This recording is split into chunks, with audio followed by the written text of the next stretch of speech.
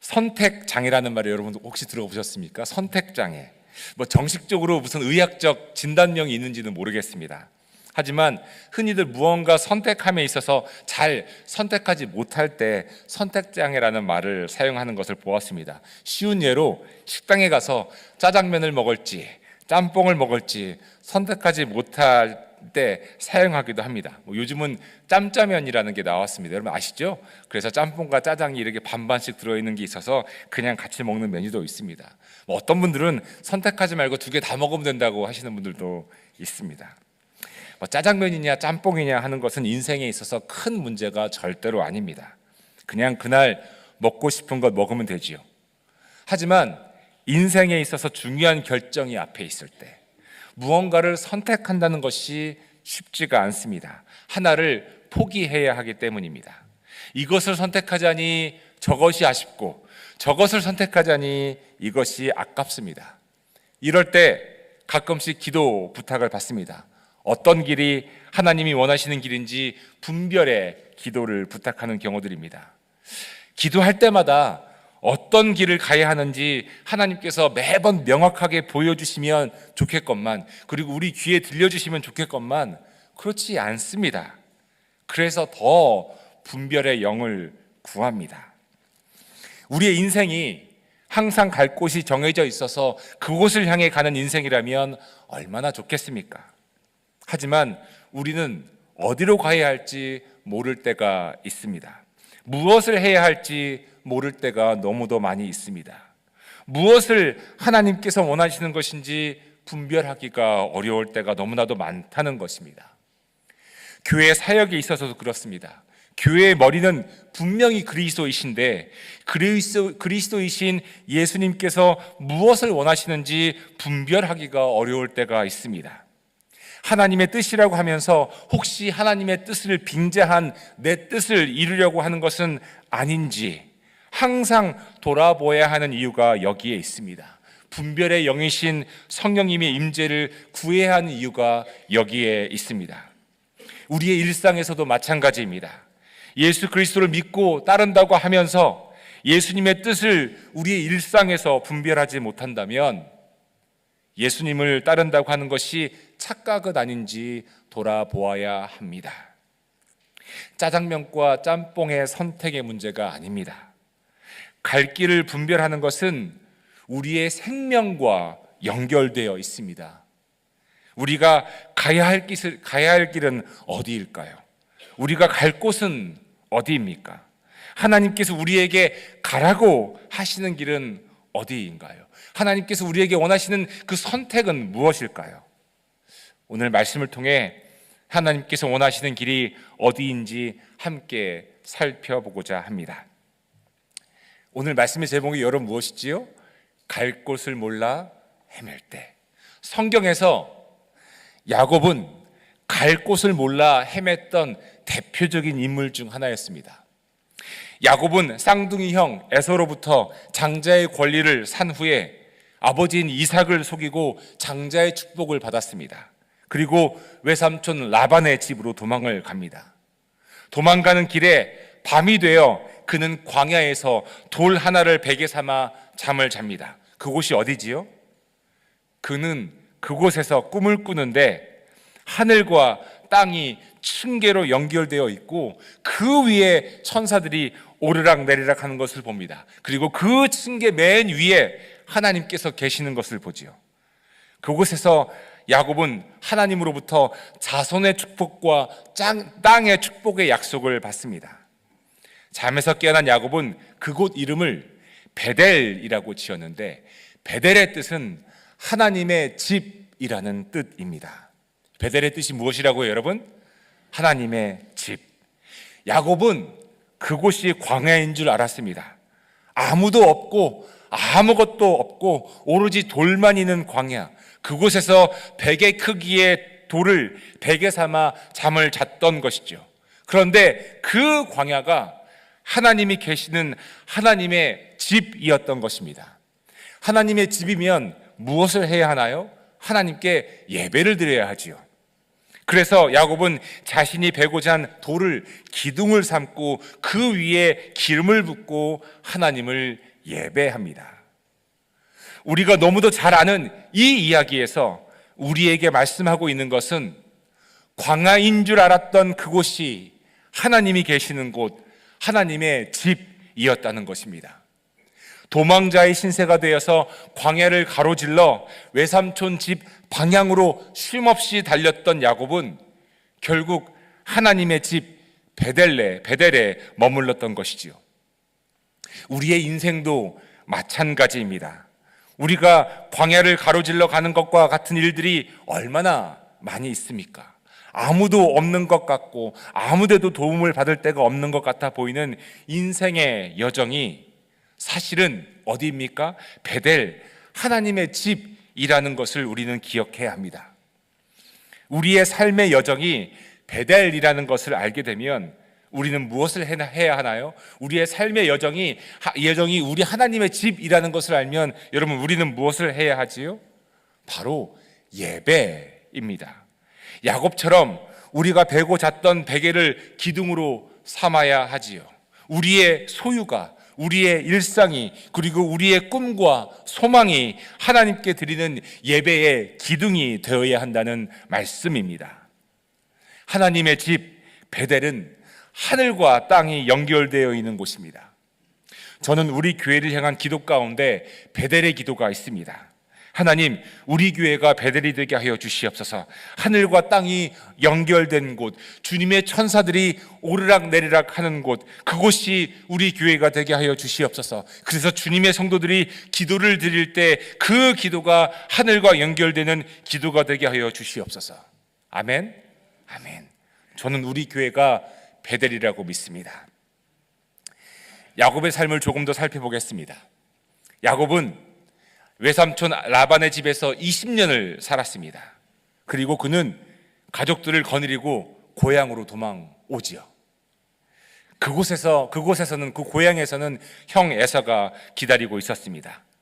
형 에서와의 극적인 조우가 있었지만 그는 고향 땅에 살지 못했습니다. 야곱과 그의 가족은 세겜성이라고 하는 곳에 장막을 칩니다.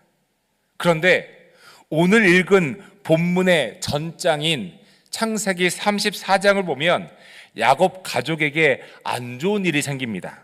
바로 야곱의 딸 중에 하나인 디나가 세겜성에 사는 세겜이라고 하는 사람에게 성폭행을 당한 것입니다.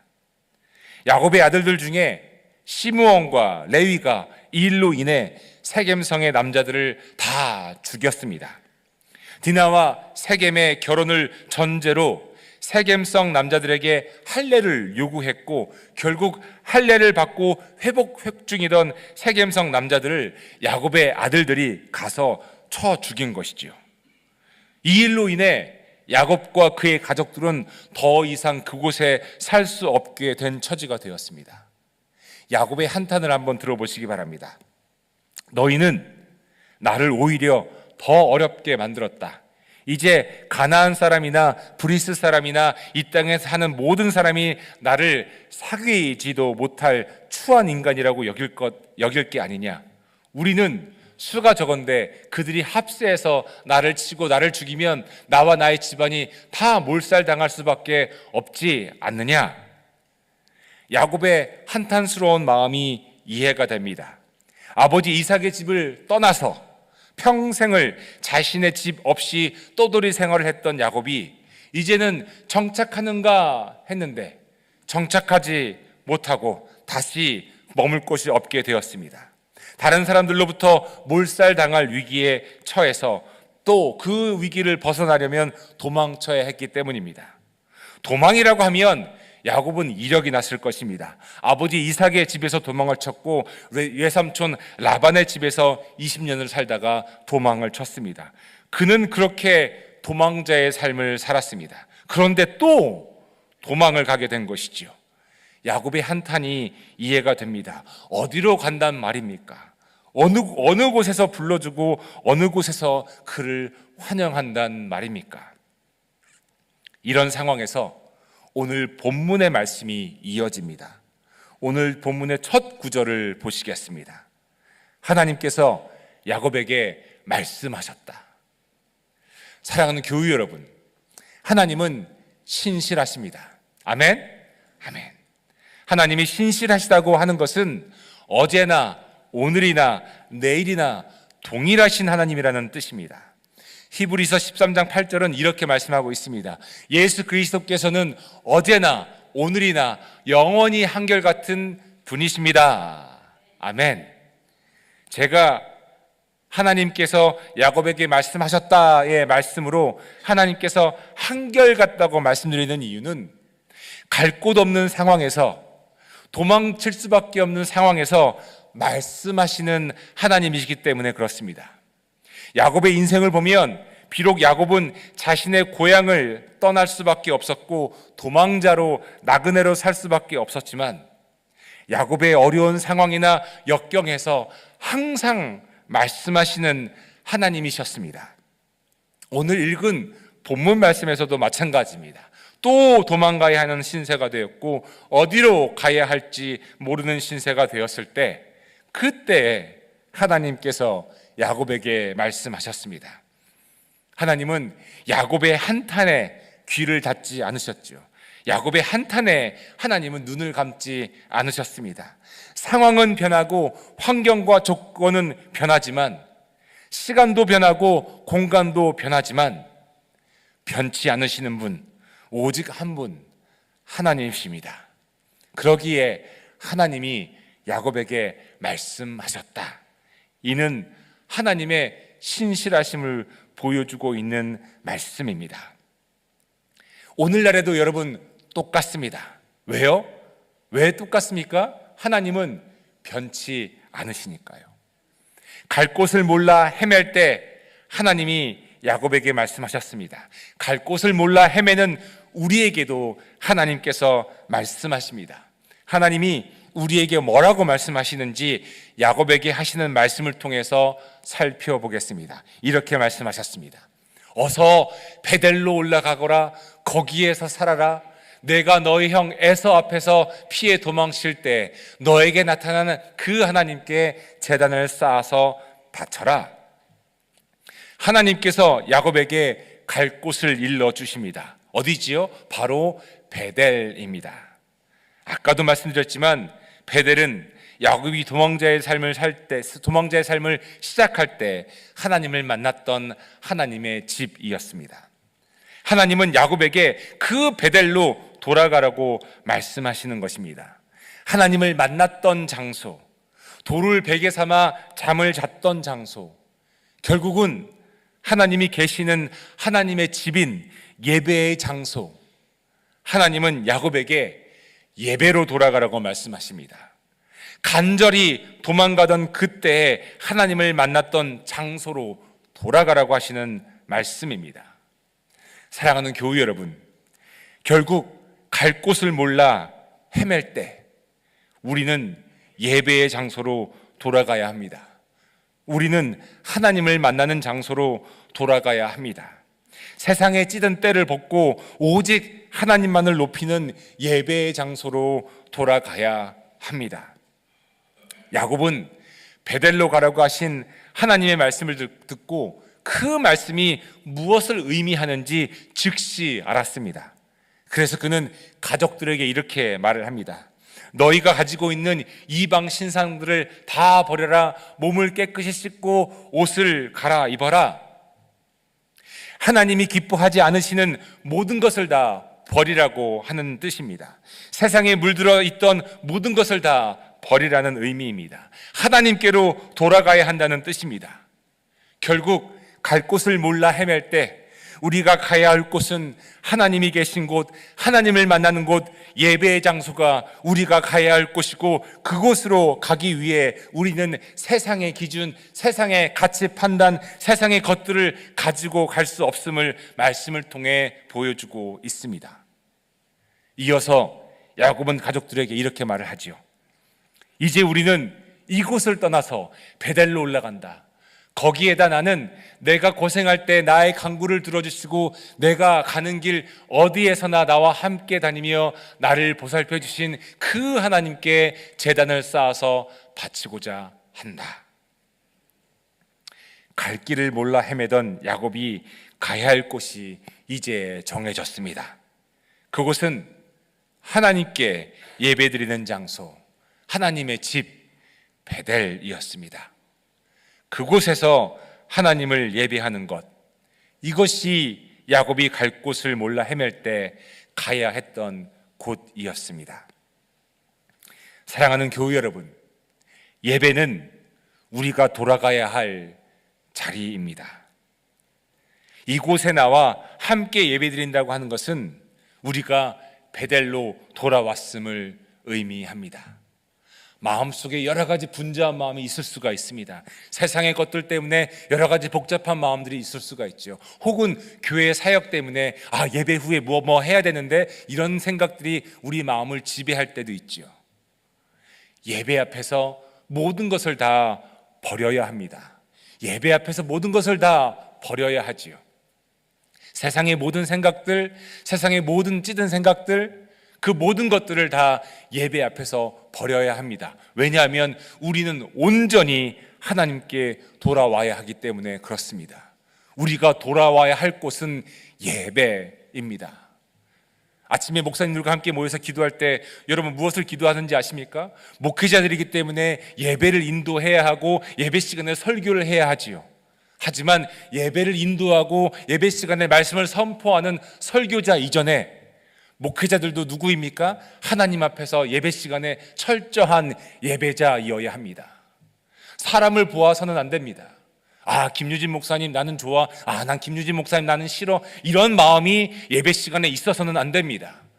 예배의 주인공은 제가 아니기 때문에 그렇습니다. 예배 시간에 나 누구 싫어, 누구 좋아, 사람 생각해서는 안 됩니다. 왜 그렇죠? 예배의 주인공은 그 어떤 사람도 아니기 때문에 그렇습니다. 누가 예배의 주인공입니까?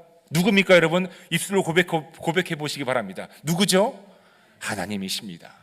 그러면 우리의 마음을 온전히 하나님께 내어드리는 겁니다. 사람이 문제가 아닙니다. 예배를 통해서 하나님을 만나는 것이, 하나님의 집에 왔으니 예배를 통해 하나님을 만나는 것이 우리가 바라야 될 것이지요. 정말 목회자들도, 장로님들도, 권사님들도, 집사님들도, 모든 성도님들도 하나님 앞에서 철저하게 예배자로 주님 앞에 나와야 합니다. 습관처럼 주일에 나와서 예배드리는 신앙생활이 아니라 진짜 하나님을 만나는 예배, 야곱의 고백처럼 내가 힘들고 고생했을 때 나를 만나주시고 나를 보살펴 주신 하나님을 예배하는 살아있는 예배가 우리에게 있어야 합니다.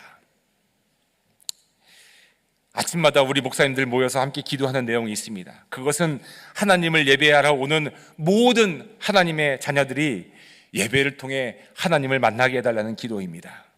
예배에 왔는데 하나님을 만나는 감동과 기쁨이 없다면 얼마나 안타깝습니까?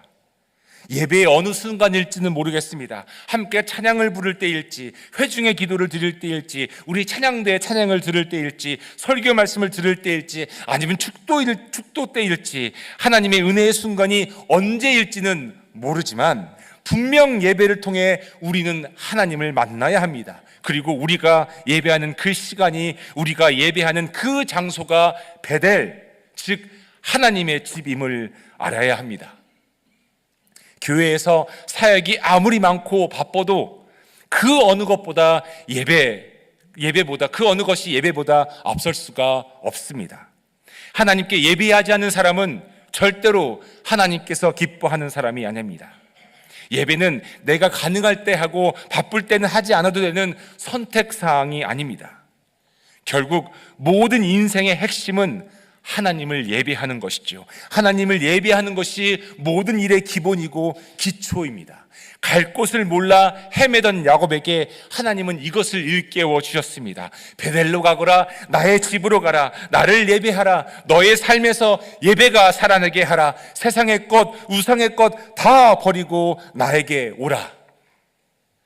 교회 여러분, 예배가 있는 곳은 교회입니다. 그런데 교회가 우리 교회처럼 공교회만을 의미한다고 보아서는 안 됩니다. 여러분 각자가 또한 교회이어야 합니다. 무슨 뜻입니까? 예배는 주일에 교회에서만 드리는 것으로 충분하다고 생각해서는 안 된다는 말씀입니다. 예배가 있는 곳이 교회라면 예배를 드리는 여러분의 가정이, 여러분들이 예배를 드리는 여러분들의 직장이, 그리고 혼자 큐티 하시면서 기도하시고 찬송하시는 여러분 각자의 예배의 삶이 교회라는 말씀입니다. 하나님께 찬양하고 말씀을 읽고 기도하는 여러분들의 거실이, 그리고 그 시간이 여러분들에게 베델입니다. 이러한 면에서 우리 각자 개개인은 하나님 앞에서 제사장입니다. 왜냐하면 직접 여러분 각자는, 우리 모두는 하나님께 예배를 드릴 수 있기 때문입니다. 안수를 받은 목회자인 저는 여러분들의 공교회에서 예배를 집례하는 제사장입니다. 교회에서의 예배만으로 충분하다고 생각하지 말고 충분하지 말라고 드리는 말씀입니다. 여러분 각자의 삶에서 여러분 스스로가 제사장이 되어서 여러분이 있는 처소가 베델이 되도록 해야 합니다. 우리의 삶의 장소가 하나님을 예배하는 장소가 되어야 한다는 말씀입니다. 왜냐하면 예배가 우리가 돌아가야 할 곳이기 때문입니다. 갈 곳을 몰라 헤맬 때 세상 사람들은 지푸라기라도 잡는 심정이라고 하면서 이것저것 하려고 하죠. 세상 사람들은, 어떤 사람들은 점을 치러 가기도 하고, 어떤 사람들은 다른 사람들에게 조언을 구하고 묻기도 합니다. 그런데 지푸라기라도 잡는 심정이 이해는 되면서도 그것이 부질없는 짓, 그것처럼 부질없는 짓도 없는 것 같습니다. 물에 빠졌을 때 지푸라기를 잡는 행동은 아무 소용없는 어리석은 행동입니다. 지푸라기가 절대로 물에 빠진 사람을 구해주지 못합니다. 물에 빠졌을 때 수영을 못하는 사람이 자기 스스로의 노력으로 물에서 빠져나올 수 있는 방법은 없습니다. 없습니다. 수영을 못하는 사람이 물에 빠졌을 때는 누군가 구해주어야 하지요. 여러분, 그분이 누구십니까? 우리가 스스로 구원하지 못하기 때문에 우리를 구원해 주신 분, 우리가 구세주라고 부르시는 분, 그분이 여러분 누구십니까?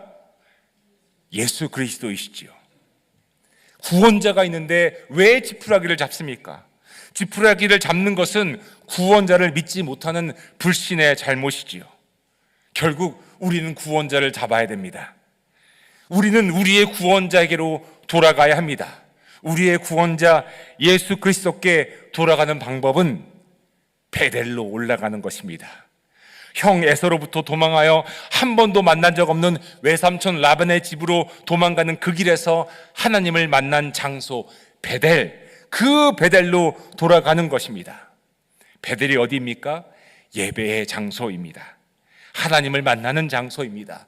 하늘과 땅이 계단으로 연결되어서 하늘의 천사가 오르락 내리락 하는 곳입니다. 하나님은 우리에게 그곳으로 가라고 하시죠. 베델로 가거라.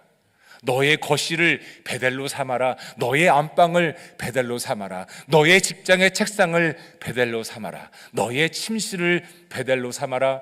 이렇게 예배당에 모여서 예배드리는 이곳을 베델로 삼아라. 베델로 삼을 때 어떤 일이 벌어집니까? 여러분들의 거실이 하늘과 땅이 연결되어지는 그 층계가 있을 것이고, 여러분들의 침실에 그 층계가 있을 것이고, 여러분들의 직장의 그 데스크에 층계가 있을 것입니다. 왜 그렇죠? 그것이 하나님의 집이기 때문에 그렇습니다.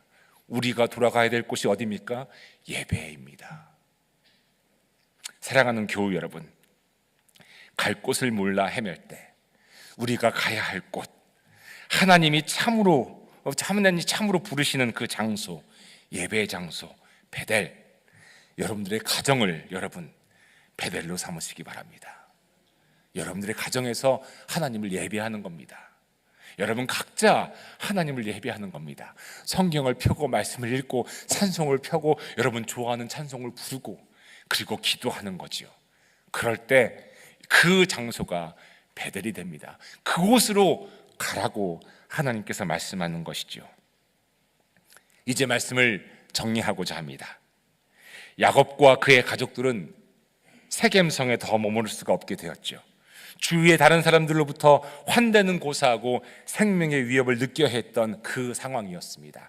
갈 곳이 없었습니다. 그때 하나님께서 야곱에게 말씀하십니다. 베델로 가거라. 예배의 자리, 세상의 것 쫓지 말고 하나님의 구원의 자리, 예배의 자리로 돌아오라는 말씀이었습니다. 사랑하는 교회 여러분, 우리가 갈 곳은 어디입니까? 동쪽입니까? 서쪽입니까? 아닙니다. 어디에 있던, 어디로 우리가 가던 우리가 갈 곳은 예배의 자리입니다. 우리의 일상이 예배의 자리여야 합니다. 예배로 일상을 채우는 사람은 세상에서 살되 세상에 물들지 않습니다. 세상의 가치관을 따르지 않습니다. 세상에서 소금이 되고 빛이 되지요.